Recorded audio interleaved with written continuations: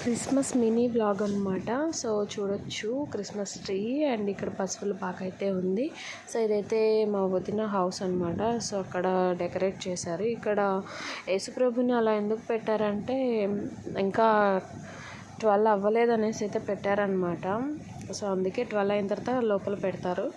అప్పుడు దాకా అయితే ఈ డెకరేషన్ చూడండి, చాలా బాగుంది కదా. సో నా అవుట్ఫిట్ అయితే ఇదే అనమాట. ఇంకా నైట్ చర్చి అయితే ఉంటుంది. సో చర్చ్లో చాలా బాగుంటుంది అనమాట. చూడండి జనాలు అసలు ఎంతమంది వచ్చారో. అక్కడ పశువుల పాక వచ్చి ఇలా ఉందన్నమాట, చాలా పెద్దది అసలు, చాలా బాగుంది. మీకు ఎలా అనిపించిందో చెప్పండి. అండ్ ఇదైతే నెల్లూరులో చాలామందికి ఐడియా ఉండే ఉంటుంది చర్చ్. సో ఎవరైనా ఎప్పుడైనా చూడకపోతే చూస్తారనేసి ఈ చిన్న మినీ వ్లాగ్ అయితే చేశాను.